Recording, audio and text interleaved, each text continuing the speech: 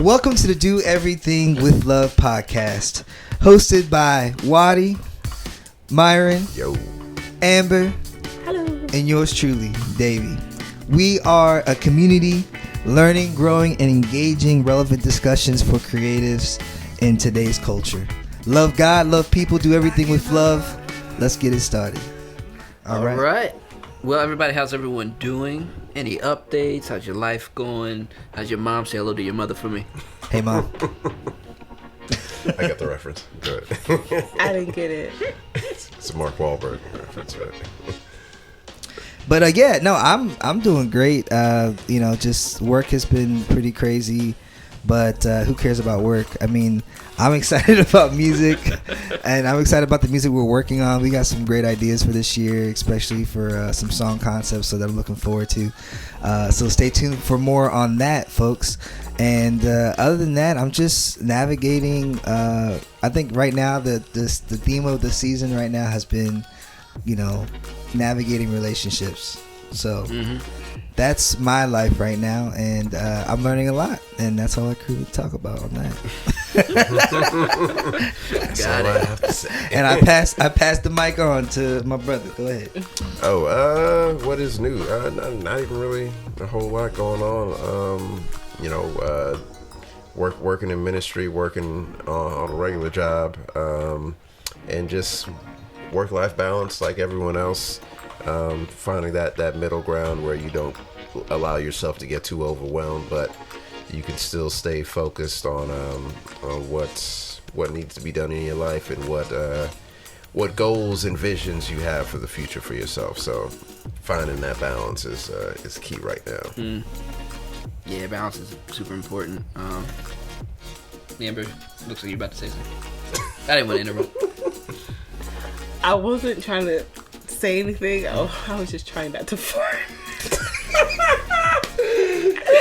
I was trying not to fart. This is a place in the middle of the podcast. This is a safe space. This is a safe space. I was trying to find Amber. that balance as This is a safe space, even for farts. So Amber was trying to make it silent but deadly. She was about to lean forward and be like, at least I'm not sitting on the couch with y'all, so that's great.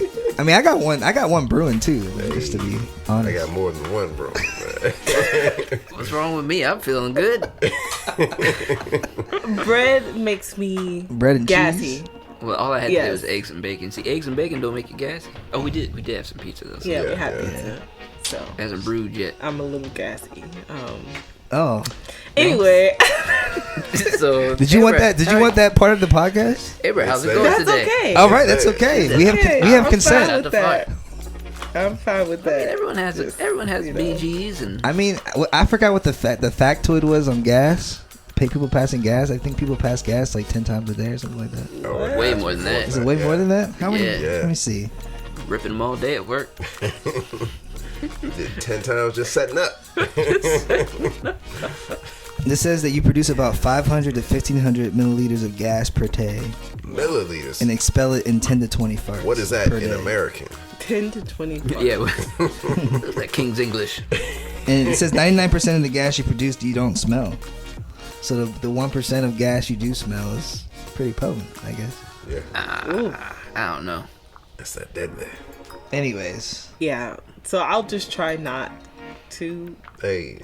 Right now. But it says it's the result of a healthy and complex ecosystem in your And then intestines. if you do it right now, then if it's not a silent one, then it's going to be recorded on the podcast. I mean, it's forever. It's on the net. Hey, worst thing is everyone knows Amber farts. The fart heard around the world. Yeah.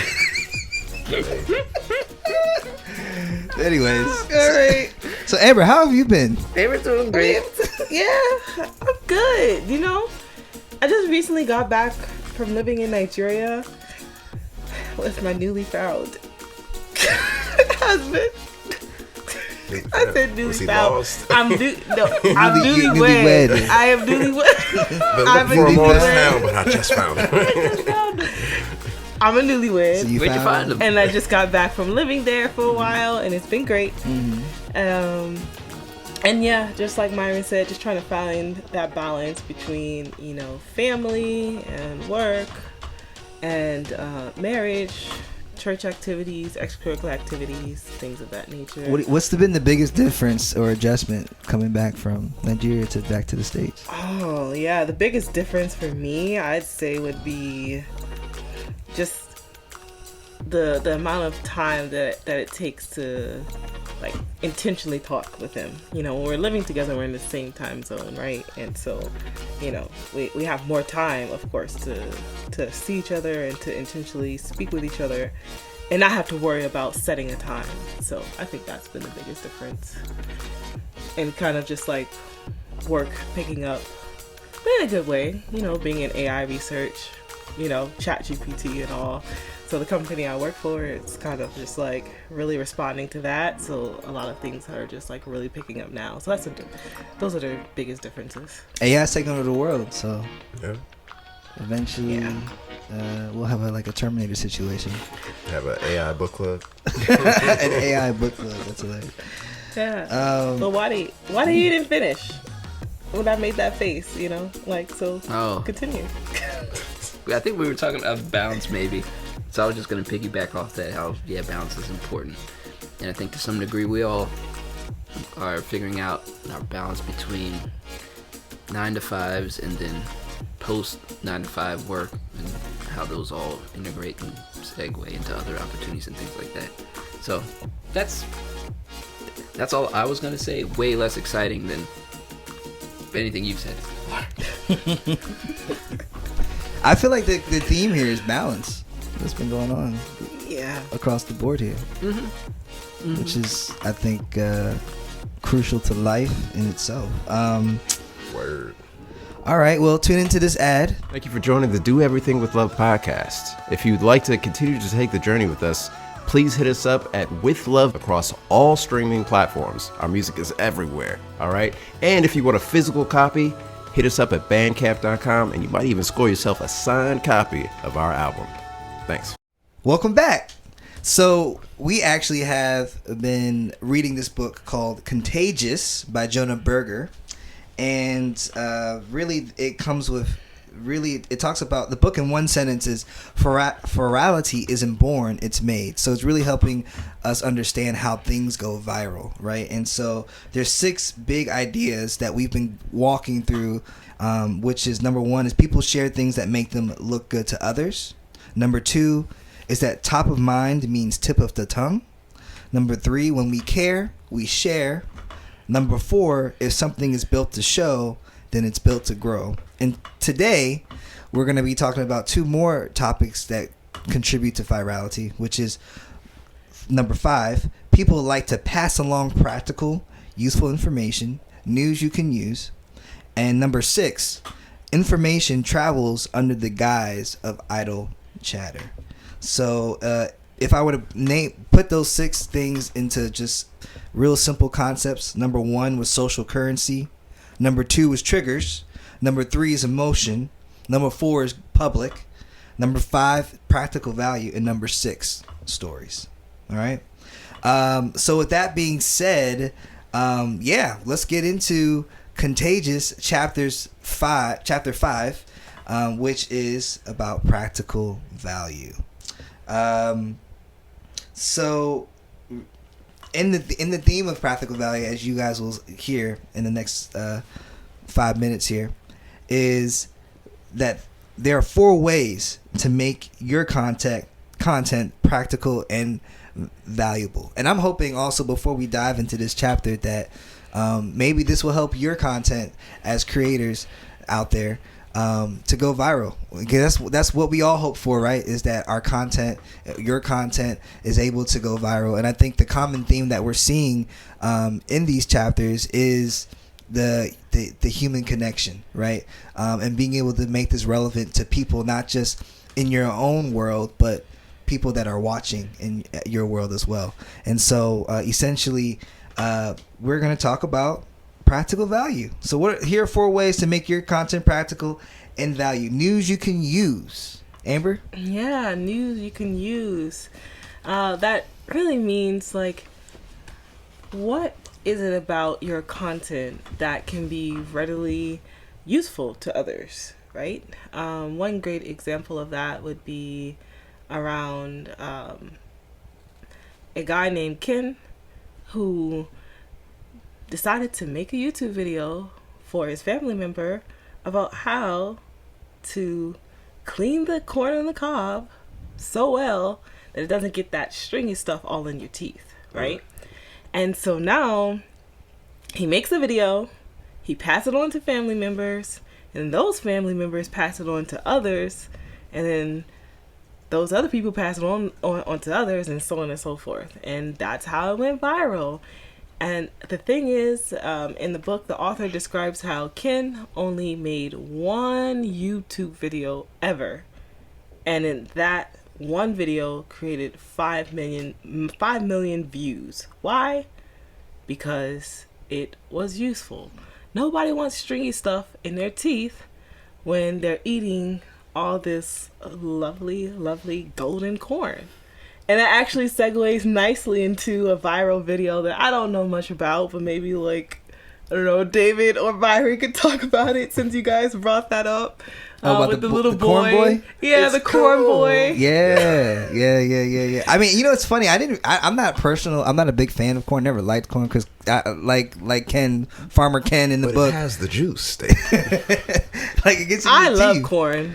So it's fun. If you look up "Shucking Corn with Ken" on YouTube, "Shucking Corn with Ken," you'll see what we're talking about as far as useful, practical information. But we also all know Corn. I call him Corn Boy, who expresses his love for corn. And I would be that corn boy if I were younger.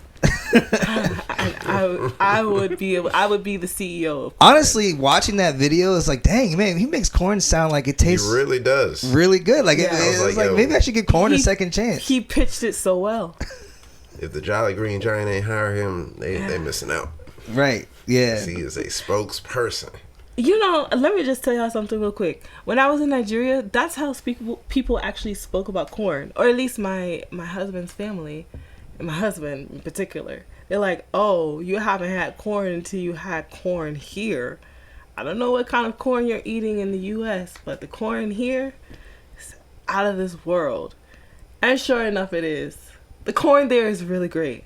Well, I feel You like, don't even need butter with it. So But when you try it with butter, but see, everything but you have to also understand that Real America corn. processes all their food. Yeah. I mean, That's true. if you eat food out, like I remember when I went to Cabo for my honeymoon, the food there was. I mean, I wasn't getting fat. I mean, it was just the food was just natural, all natural, I should say. Yeah, that's Um, true. But cornbread. to cover your point, Amber, I like that.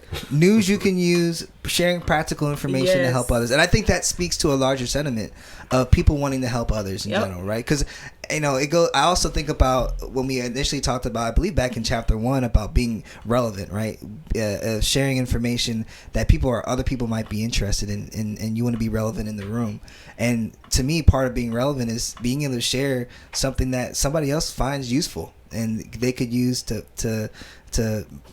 maybe, for example, save money, Waddy. Yeah, well, Yeah. just to piggyback off the social aspect of it, there was a portion of the book where it did speak on it builds it's not social currency, social connection.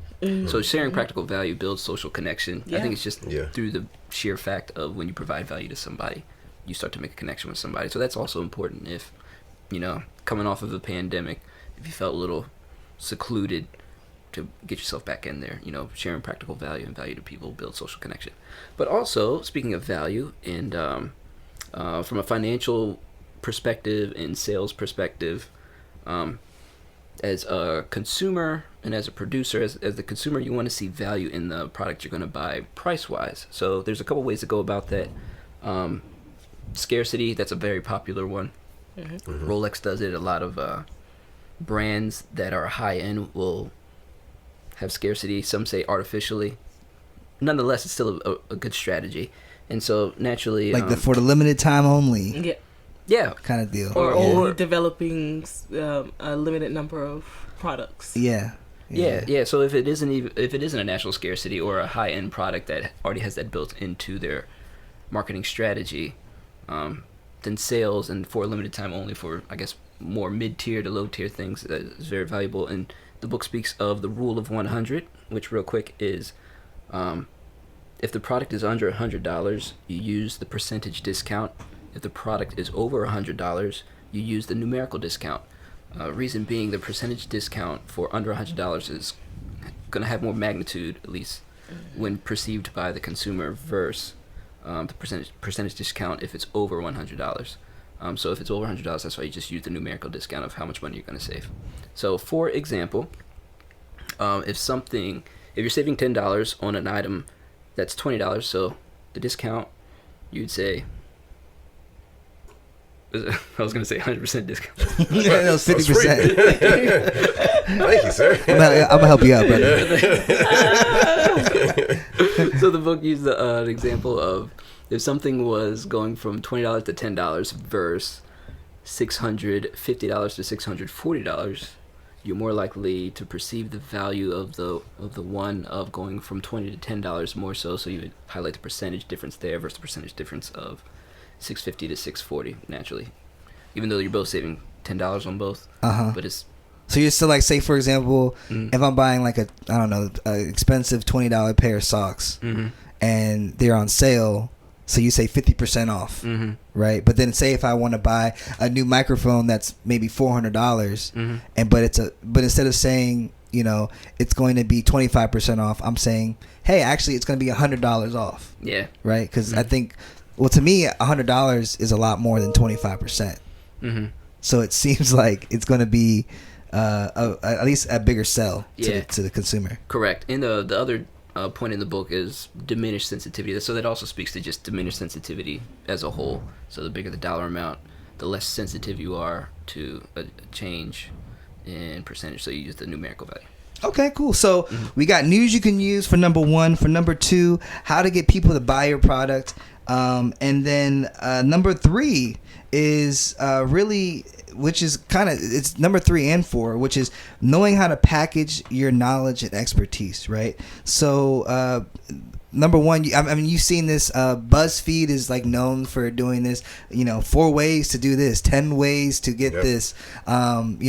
6 ways to or 6 things you didn't know about this product, right? You see it all the time. Like you probably see it in ads when you're looking at news, like 10 things you didn't know about Walmart, and like then it might be clickbait for you to just go through that. So there's you look at that because it sets the expectation, right, of saying, well, I know that when I get to number 6 it's done, right?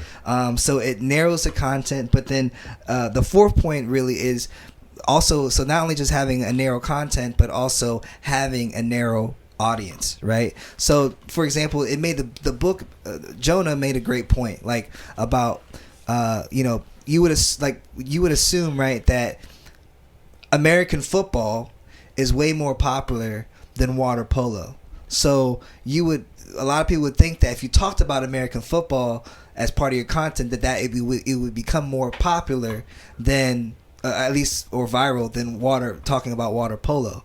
But actually he found in his research that if you can narrow your audience to maybe a certain group of people that does appreciate and love water polo, and you direct your content towards that audience, that content is more likely to go viral than just generally talking about American football. And so really I think it's, just like you're writing a paper or you're presenting a topic, audience is everything, right?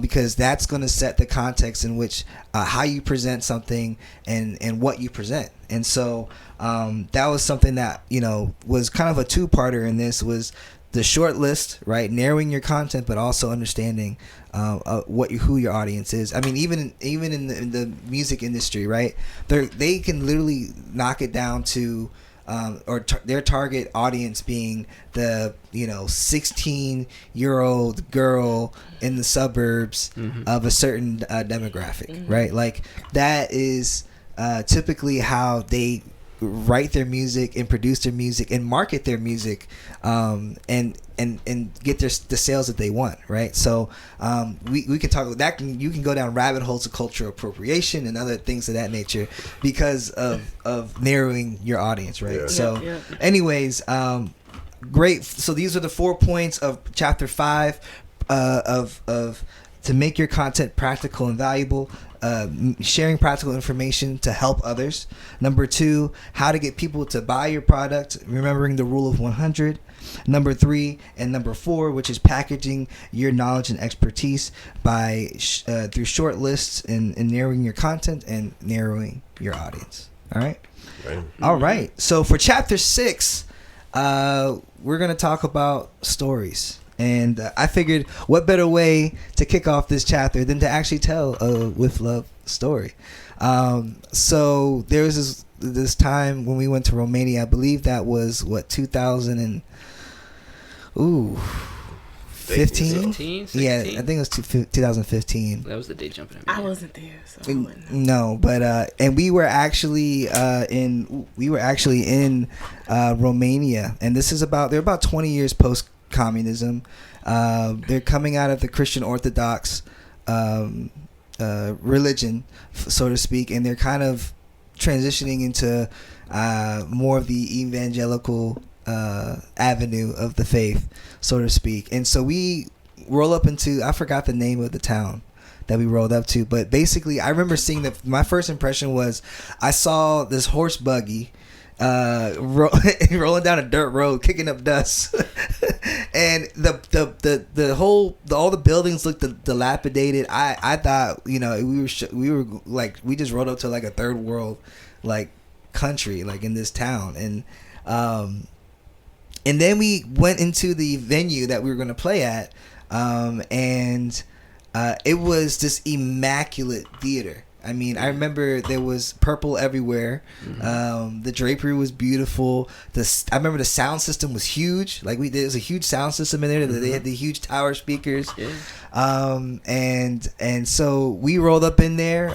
We got set up and we played, and we had a beautiful worship set that we did for the local community there. And we did the whole nine, as far as the music, the word, and of course altar call and the prayer for salvation and all that.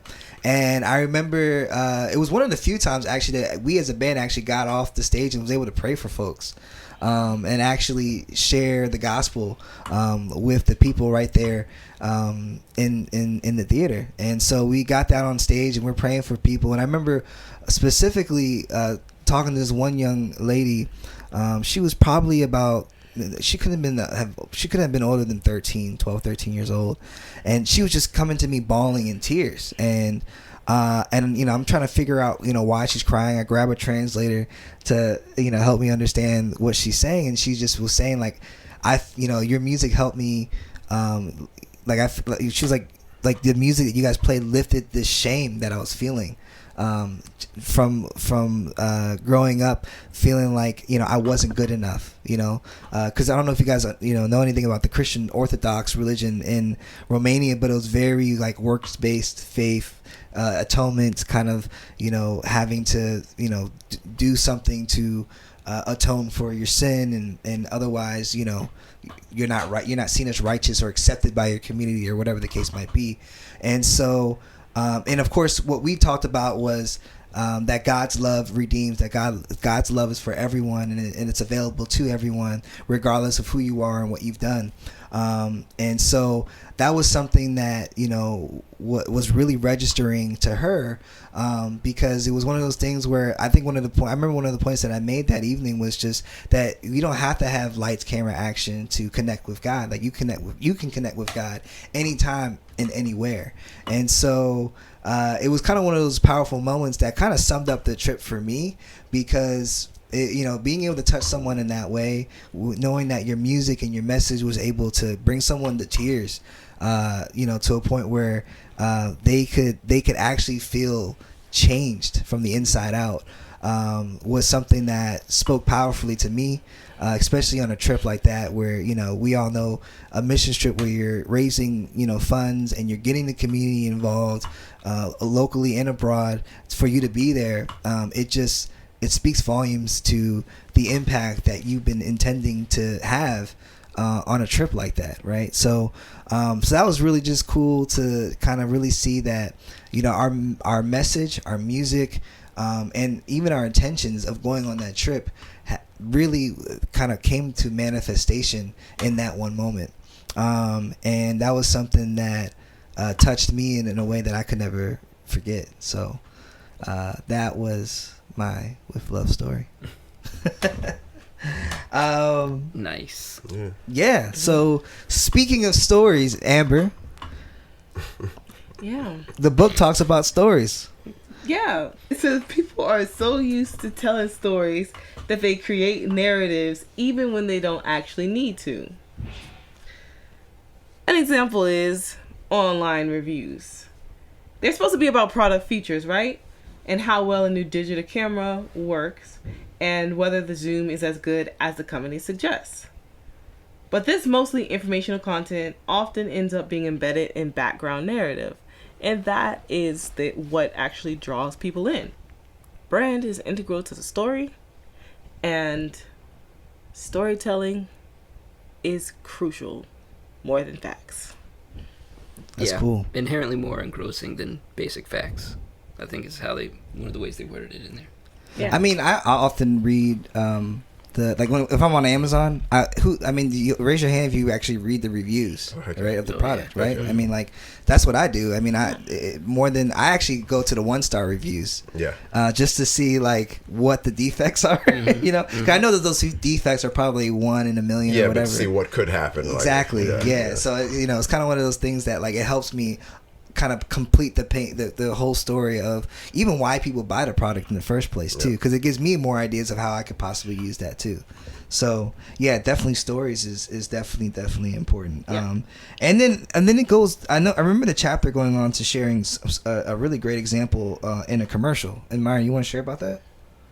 I believe you're referring to building a Trojan horse. Yeah. Okay. So they talk about the idea of selling your idea as building a Trojan horse. If anyone's unfamiliar with the Trojan horse, you've seen the movie Troy with your boy Brad Pitt and who's in that, Orlando Bloom. Great movie. Yeah. Like one of the best like fight scenes in. I'm telling you, you got to watch that thing. It's fire. Would it be? Sorry. No, go ahead. Would it be really bad if I said I have no idea what you're talking about? No, I don't know that movie. No, that's fine. Just nod your head. Just nod your head. Yeah, so I couldn't pretend. You'll go and see it though. But I don't know. Yeah, I'll see it now. I'll see it now. Just nod your head. Are you a Brad Pitt fan? No, I'm not. I love Brad Pitt. Maybe it would be indifferent. Who doesn't love Brad Pitt? I don't really watch his movies. He's got great movies. He does. I know Legends of the Fall. That's one. Anyway, so we're building a Trojan horse. So the idea is, like we said, we're telling stories, but you want to, especially if you have a brand, you want to encapsulate your brand in the story to the point where you can reveal the secret, like, oh, the brand was here all along. Yeah. So the book goes over and talks about a man by the name of Tim Piper. He starts off by saying that, you know, he didn't have any sisters and he grew up going to an all boys school, and it wasn't until he was older in life that he kind of got to the point where he started hearing women's experiences and how they dealt with like makeup and beauty perceptions and things like that. And he realized that there was a common theme among women and like how they kind of have this negative view about themselves without makeup or without like those photoshopped images of themselves. So he actually used that idea, got a cameraman, and started interviewing women. And it got to the point where he sold a commercial to the Dove company, and it was like showing like these women talking about how they felt about, you know, the makeup lines and stuff that they had to put on every day, how they felt about like watching these swimsuit models, and like these models were just like photoshopped to perfection, and like how it makes them feel, like how they have to try to buy these products to you know, just compare and just compete to the next young model who's up there. And it got to the point where it's like the commercial was like then like the Dove bar soap came up, and it's like, you know, be comfortable in your skin, and then you showed them like taking their makeup off and just being comfortable in who they were without all these products and stuff. So they Trojan horse the bar of soap in the story to a story that, especially in this generation with like you have young girls on Instagram and TikTok and seeing like, who's the next, star and stuff and what they have to do. Like young people today are getting like surgical procedures at alarming rates, like more than ever before, because they're trying to keep up to these beauty images. And he realized, there's a theme behind it, and like this Dove bar of soap just kind of like snuck right in there and presented itself like, this is something that everybody deals with, everybody relates with, and we're trying to combat that idea. So buy Dove. I love me a good bar of Dove soap, so I prefer Dove over Irish Spring any day. I don't know. I'm more of an Irish Spring man myself. Really? Yeah. I don't like Irish Spring because when you get down to the nub, the potency to me wears off. No one likes that liquid Dr. Bronner's peppermint soap? No? Nobody? I do like black soap. Black soap's great. Oh, yes. Yeah. I use black soap, and I also use coconut oil soap. Oh, well, you fancy. You like that lavender soap we got from England. That's oh, good soap yeah, too. lavender soap is good too. Soap. Yes, it was. But yeah, you got to package your story.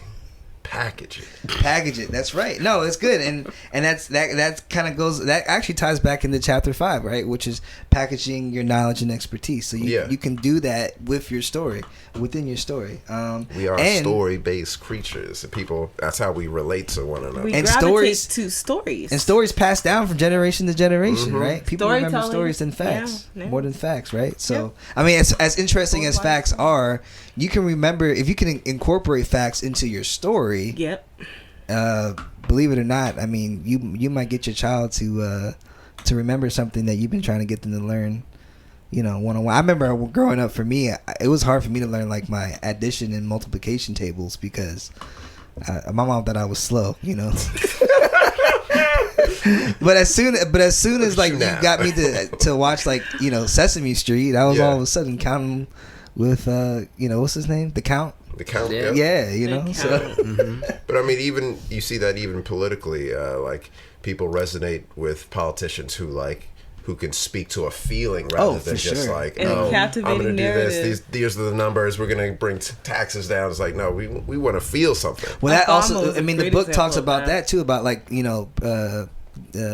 dealing with people's emotions, right, and pertaining to that. I think you're segueing into this, but it specifically says people are less likely to argue or not believe a story, so you're inherently more trustworthy, and you can relate to the person and the product and add value. So just telling a story. So if it's used in a political arena, you're just automatically more believable than if you're just spitting out fact. Yep, that's true. Yeah, that's true. Right, exactly. Yeah, so.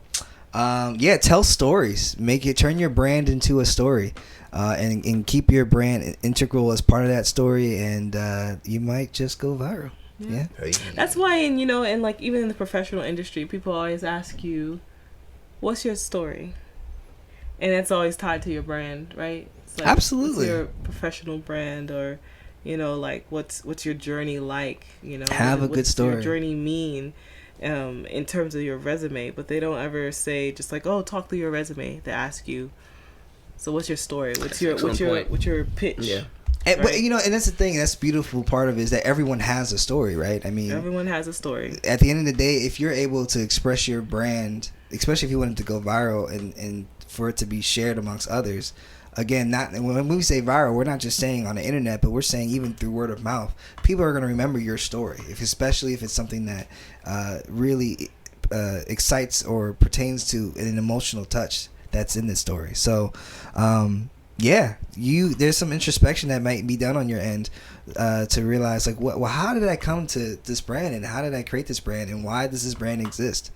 And that might be your story right there. It's your story. Mm-hmm. So, alrighty, well, there you go. That wraps up Contagious, then the sixth and final chapter of Contagious. Thank you, Jonah Berger, for writing this awesome book. Hopefully we can go viral one day. Hopefully this episode might go viral. Something with the farts, it might. Hey, but I think you already farted. Did you let us? No, I didn't. No. Did y'all smell her fart? I thought so. No, I contained it. It was very difficult, but I contagious. what I do is I try to contain my farts. Like if I sit flat on the seat and with my butt cheeks to contain the smell. That's actually not how it works. Doesn't help it work. It doesn't help at all. Well, I sometimes it helps, sometimes it doesn't. Or you just blame somebody else. I wouldn't have been able to do that because it was all written over my face. You already put it out there. And I put it out there. Yeah, you did. But it's okay. I contained it. Thanks. So, anyways, tune into this ad. Hey y'all, this is Amber, president of Let Love Rise Foundation Incorporated, and we have officially launched. Check out withLove.org. If you are a community organization with volunteer needs, go and sign up on our platform. And if you are a volunteer looking for ways to connect to your local community, looking for ways to make a difference, go on withLove.org to sign up for these volunteer events. I'll see y'all at the next event. Welcome back. So, just some quick announcements before we go, and things to think about before our next episode. One is if you are watching this video either on YouTube or on Patreon, please comment and submit any questions about our book topics. We would love to answer them either in the comments or on our next episode. And we would love to get to know you, and you get to know us. So if there's anything that you want to know about any one of us or all of us, how we came to be, our story, that's also available on our website. But if you want to hear it directly from us, we would love to share it and answer any question that you may have for us on the actual episode of Do Everything with Love. Another thing is, don't forget to follow us, subscribe us to us on YouTube with Love Music, as well as Patreon, which is with Love Music, and on Instagram, which is with Love Music, and not to mention withLove.rise on Instagram. That was a mean smack. Sound practice. Yes.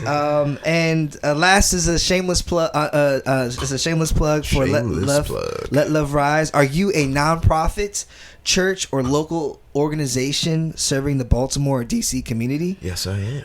Are you in need of volunteers to staff your event or operations? How did you know? Then partner with Let Love Rise Foundation at withLove.org to access the volunteers needed to serve the community where you are.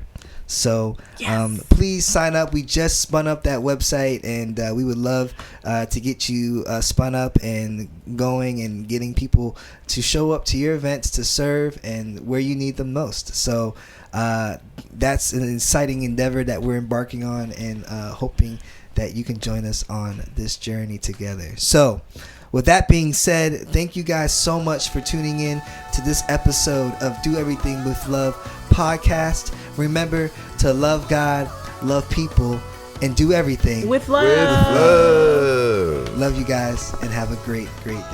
Bye-bye. Peace.